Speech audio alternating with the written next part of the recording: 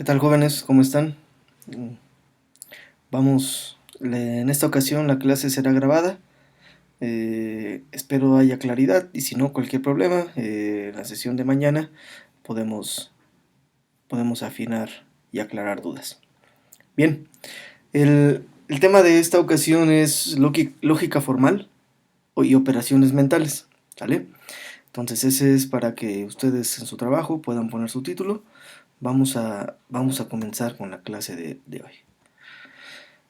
Bien, recuerden que las competencias siempre las estamos estableciendo. En este caso, las competencias que trabajaremos son dos. La competencia genérica ordena información de acuerdo con categorías, jerarquías y relaciones. Repito, la competencia genérica ordena información de acuerdo con categorías, jerarquías y relaciones. Y la competencia disciplinar es construye, evalúa y mejora distintos tipos de argumentos sobre su vida cotidiana de acuerdo con los principios lógicos. Repito, la competencia disciplinar construye, evalúa y mejora distintos tipos de argumentos sobre su vida cotidiana de acuerdo con los principios lógicos. Bien. Actividades, jóvenes. Para esta clase, las actividades, o para esta semana, las actividades serán dos. La primera es realizar el apunte de clase. Ya saben, el título es Lógica Formal y Operaciones Mentales. ¿Qué requisitos quiero de este apunte? Bueno, primero, que abarque todos los temas trabajados, es decir, que en su apunte se note que están trabajando la clase completa y no solamente la primera parte, que me retomen aspectos de toda la clase y que agreguen ilustraciones. No muchas, puede ser una o dos, y puede ser a gusto de cada quien, ya sea dibujos propios o pueden recortar y pegar, no hay ningún problema. Pueden hacerlo, ya saben, tanto en su cuaderno como en su libreta, eso es libre. Y entonces, así es como nosotros trabajaremos, ¿vale? Primera actividad, entonces, apunte de clase. Segunda actividad. Van a ingresar a esta página. De todos modos, la colocaré en el grupo de WhatsApp y en Classroom para que tengan el enlace. Pero aquí está. Es la página de Objetos UNAM. Es una página de ayuda para bachillerato. Tiene un apartado de lógica y dentro de lógica viene el tema de concepto. Este enlace ya los manda directo al tema de concepto y entonces quiero que entren a esa página. ¿Qué van a hacer cuando entren a esa página? Bueno, tiene varias pestañas, van a revisar las primeras dos.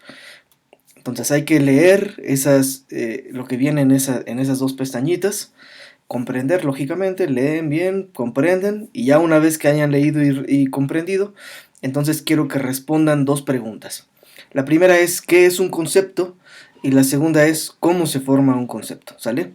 En esas dos pestañitas nos explica claramente esos dos apartados y entonces eso es lo que yo requiero que hagan, ¿sale? De esta página, lean, comprendan y a partir de eso responden. Y a mí me entregan el archivo o la fotografía de esta respuesta a esas preguntas, ¿vale?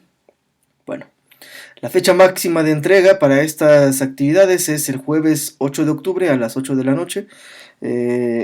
Ya casi todos, por favor, o yo espero que ya puedan acceder a Classroom y a todos suban ahí sus actividades. Yo estoy revisando por semana todas las actividades pasadas ya las revisé y entonces ahora continuamos con estas, ¿vale? Bien, aquí solamente les pongo un pequeñito ejemplo sobre cómo es la página que yo quiero que accedan, ¿no? Es la misma, este es el link que les puse en el pasado. Cuando tú accedes a esta página te va a desplegar esta pantalla que es el inicio y abajo dice el concepto, aquí les puse una flechita y aquí viene un botoncito como de encender y apagar. Ahí tienen que dar clic o si están en el teléfono ahí tienen que tocar para que abra o para entrar como al sitio de explicación del concepto, ¿sale? Entonces es solamente para que, por si había duda, en esta página no se ven las pestañas, tienes que dar clic aquí para acceder al sitio. Bien, ese nada más es una explicación. Bien, vamos entonces a comenzar la clase del día de hoy. Ya hemos visto desde la clase pasada un poco de introducción a la filosofía, ya vimos las disciplinas y ya vimos que en este caso, en esta parte del semestre que estamos cursando, nos enfocaremos a la disciplina lógica. a la lógica, parte de la filosofía. Bueno, eh, pongo aquí una imagen que retoma unos autores, Irving Copy y otro que se apellida Cohen, y retoman esta imagen de Escher, M.C. Escher, un artista. Y esta imagen es interesante porque nos muestra cómo a partir del juego de perspectivas y su maestría con el dibujo, Escher logra poner una imagen muy armónica, pero que si se revisan los detalles no es coherente con las perspectivas, ¿sale? Ustedes pueden fijarse cómo el agua sube, cae en una cascada y luego tendría que bajar, pero vuelve a subir como si fuera un ciclo. Y eso nosotros sabemos que no es posible, sin embargo en la imagen es totalmente coherente. ¿Cómo es que logra realizar eso? Nos lleva a un estado de cierta confusión que es parte de la intención del artista. Bueno, esta imagen nos puede ayudar como la introducción. ¿Es correcto o es incorrecto? Así como en la imagen, nosotros podemos tener algunas confusiones también cuando estamos refiriéndonos al pensamiento y a las expresiones de este por medio de nuestro lenguaje, también podemos caer en ciertas confusiones. Habrá expresiones que suenan muy bien, pero analizadas a detalle vemos que hay ciertas incoherencias, pero que a simple vista no se ven y parecen armónicos. Creo que la lógica, y creo que Irving Copy, el autor de este libro que retoma la imagen, es muy clara. Entonces, creo que la idea es muy clara, ¿no? ¿Cómo? Y además ayuda, ¿no?, a entender este inicio de la lógica. La lógica tiene esa función, ayudarnos a desentrañar el pensamiento para ir entendiendo su estructura y cómo podemos acceder a pensamientos correctos. Bien, vamos entonces a ver dos o tres conceptos, ¿sale?, que son importantes. Sería pensamiento, razonamiento y lenguaje. Bien, el pensamiento ya hemos platicado un poco, jóvenes. Ahorita solamente retomaremos, ¿vale? El pensamiento humano, que es una complejidad, una maravilla, como un espacio mental de proyección donde realizamos distintos tipos de operaciones, y que nos sirve para para estar en nuestro mundo con nosotros mismos y para realizar operaciones. Podemos proyectar imágenes, podemos proyectar tiempo, incluso podemos retroceder y recordar, hacer uso de memoria, podemos imaginar cosas que no han sucedido o incluso que no existen.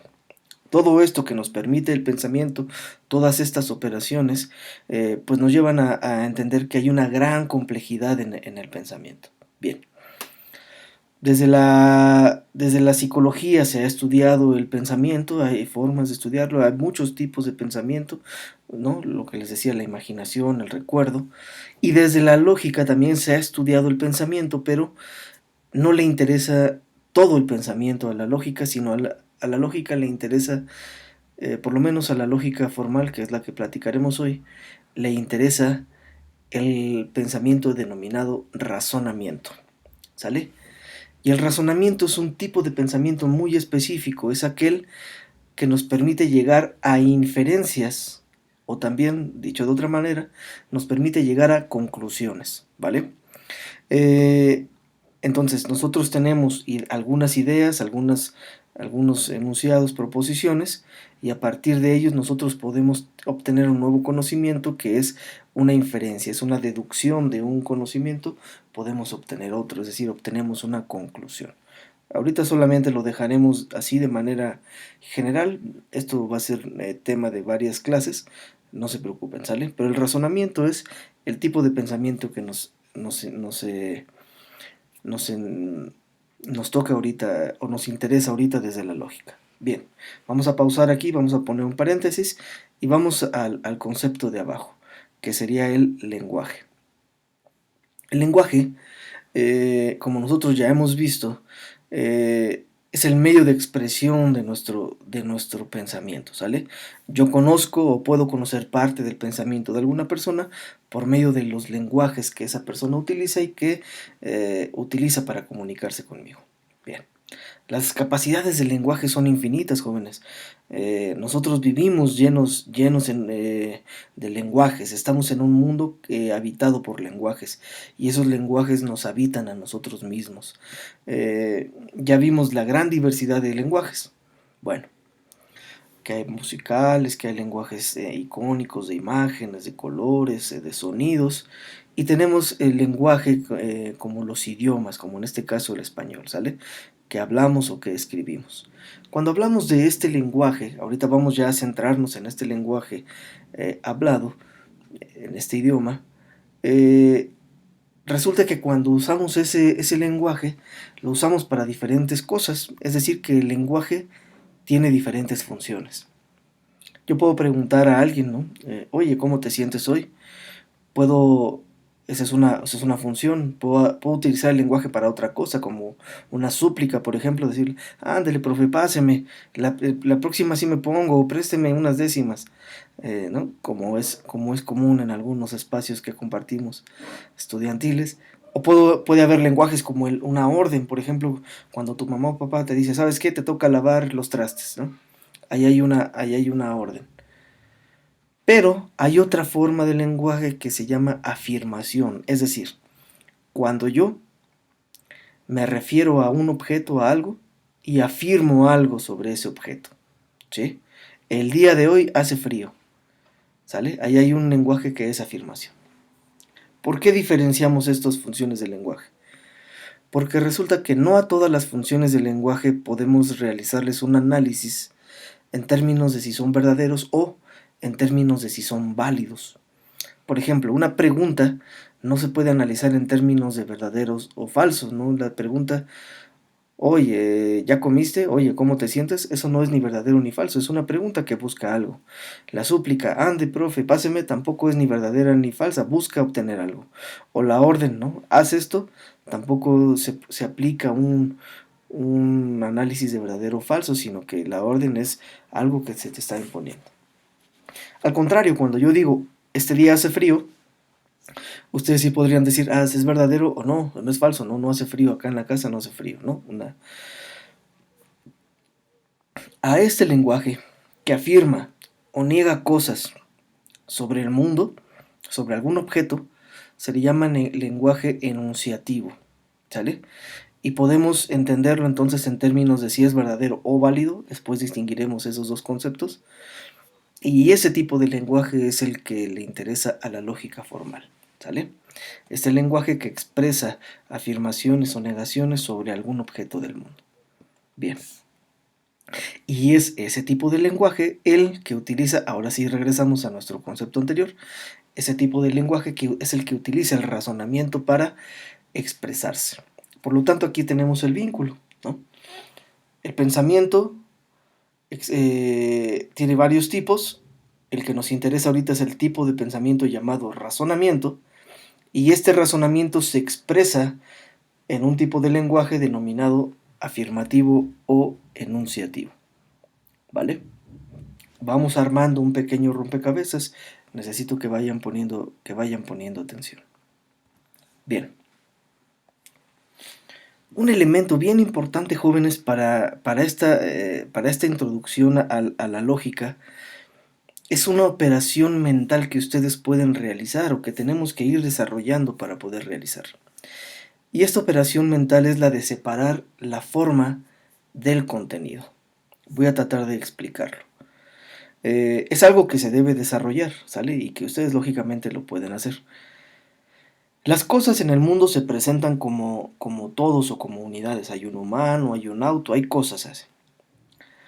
Pero nosotros para comprender nuestro mundo muchas veces utilizamos una, una habilidad mental que es separar todo esto en la mente, la forma del contenido. Vamos a poner unos ejemplos. Si yo te digo un auto de una marca, de un modelo, tú puedes imaginarte ese auto.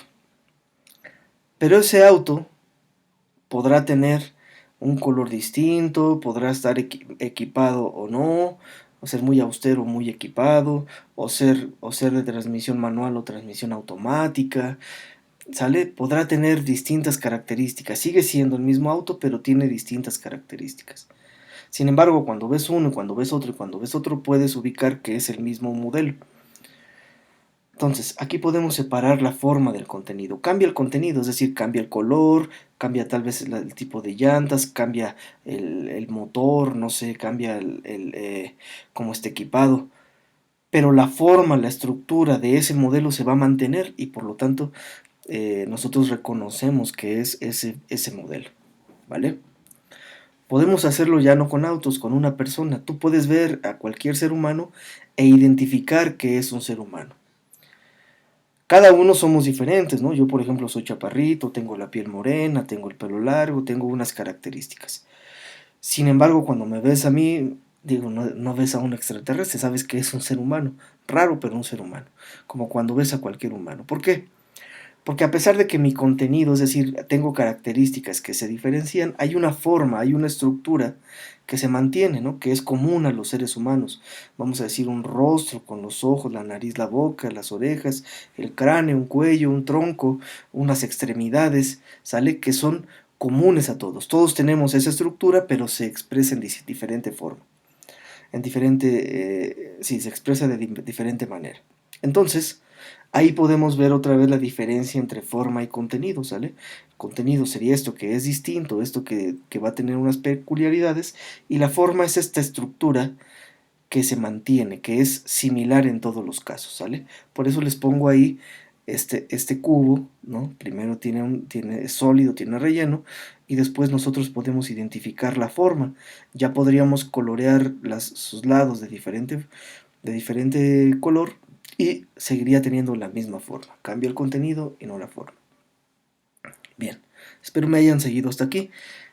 Entonces tenemos ahí que mentalmente podemos separar de los objetos forma de contenido. Esto que tiene que ver con la lógica y el fútbol, bueno, vamos a tratar de aterrizar. Voy a ponerles dos razonamientos, ahorita los voy a poner en la forma, ya luego veremos que esa es una forma muy clásica, para poder distinguir esto.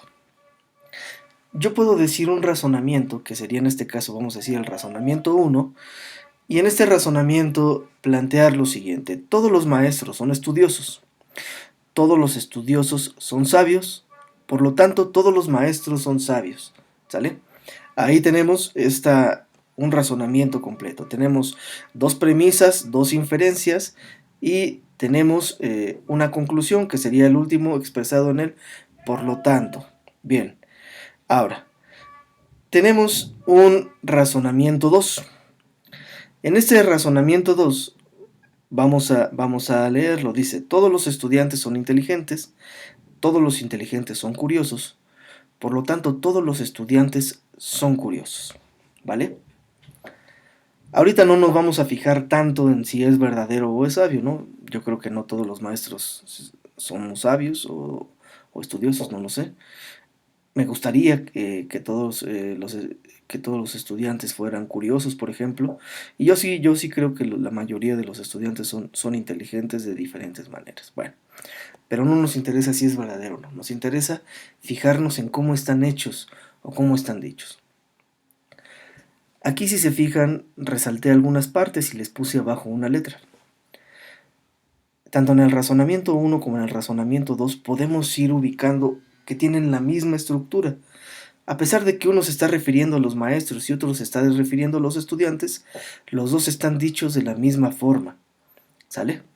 Y entonces la forma es la que está expresada en esta esquina, que sería: todos los A son B, todos los B son C, por lo tanto todos los A son B. En este caso, A sería maestros y B sería estudiosos, ¿no? Sería: todos los maestros son estudiosos, todos los estudiosos son sabios, por lo tanto, todos los maestros son, aquí me equivoqué, no es B, es C, todos los maestros son sabios, ¿no? Por lo tanto, todos los A son C. Aquí póngale una C al final, me equivoqué. Y aplicaría también esta estructura para el siguiente, ¿no? Todos los A son B, todos los B son C, por lo tanto todos los A son C. Igual aquí, C al final.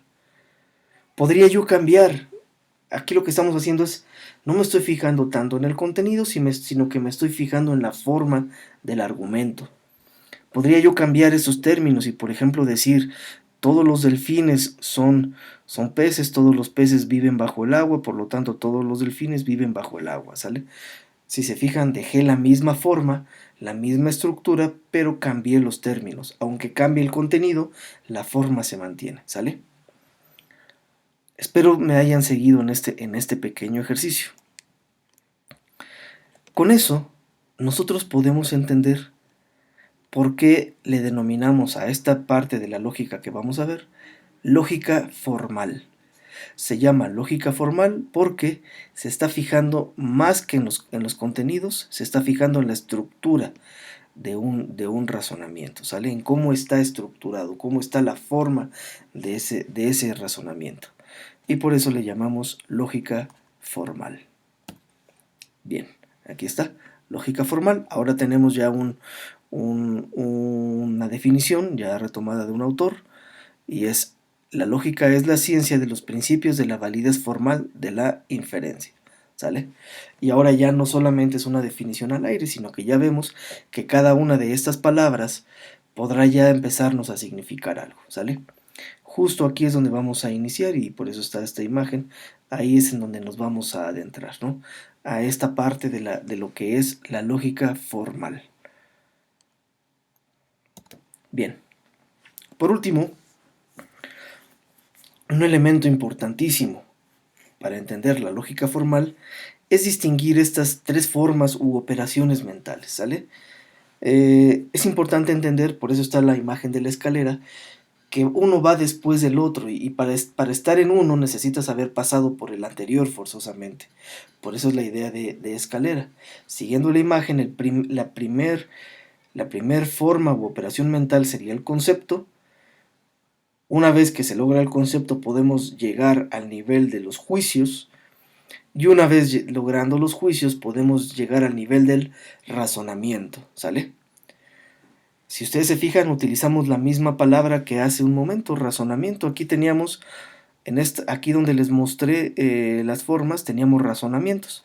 Es decir, para llegar a un razonamiento que es unas premisas, dos premisas que nos permiten una conclusión en una forma muy, muy básica, para llegar a entender qué es un razonamiento, tenemos que entender qué es un juicio, y para entender qué es un juicio tenemos que entender qué es un concepto. De ahí la tarea que yo les estoy dejando. Ustedes van a conocer por medio del acceso a esa página qué es un concepto, ¿sale? Yo ahorita daré una pequeña introducción, sin embargo ahí viene mucho más desarrollado, y podemos decir, un concepto es el conocimiento inicial o la operación mental inicial cuando nosotros como seres humanos nos acercamos a objetos y podemos generar representaciones mentales de ese objeto y se expresa en una palabra, ¿sale? Como mamá o papá, como cuaderno, como computadora, cualquier concepto, cualquier idea, ¿sale? Es una palabra que expresa una representación de algo. Después los conceptos vamos a decir que serían como las piezas Lego, ¿sale? Un concepto sería una pieza nada más. Los conceptos nos permiten organizar juicios, y un juicio es la combinación de varios conceptos para evaluar algo de la realidad. Si digo hoy hace frío, estoy generando una afirmación sobre la realidad que puede ser una evaluación o un juicio de esta realidad, y este juicio ya necesita varios conceptos para formarse. Vamos a tomarlo como un enunciado. Y una vez que yo logro articular enunciados en mi lenguaje y en mi pensamiento, puedo lograr luego articular enunciados con otros enunciados y generar razonamientos, ¿sale? Por eso es importante en la lógica formal, en la lógica clásica, ir entendiendo estas operaciones mentales. ¿Cuáles son? Son tres: el concepto, el juicio y el razonamiento. Bien, jóvenes, esto sería el tema que quería yo platicarles el día de hoy. Aquí les dejo las referencias que utilicé para esta primera parte, los libros de los cuales obtuve la información.